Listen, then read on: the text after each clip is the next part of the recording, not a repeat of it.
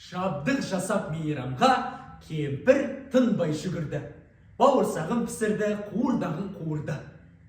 Күздің күні суытқан жел күрдеге алқынып. Жабай, кемпір, есікті! Деп қойды шал бір тұрып. Жапсаң тұрда жабызын, бос қотырмай қасынып, бетпей жатқан көбіс бір жүрмін өзім асығып. Сол екен келісті, кемпір шалға шүйлікті. Шал ыза боп күйініп, берді бұлай бұйрықты.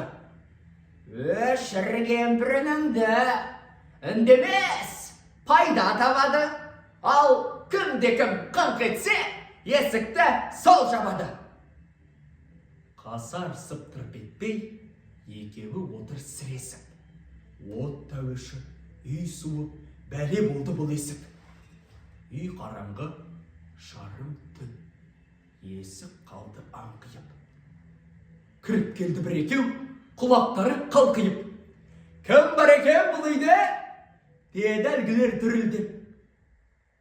Кемпір шалда дыбыс жоқ, тізелері дірілдеп. Ал қонақтар сыбанып, соқтау піскен шұжықты. Екі қыңыр тамсанып, қарап отыр қызықты. Темексін қосалып, ашмалдан сімірді.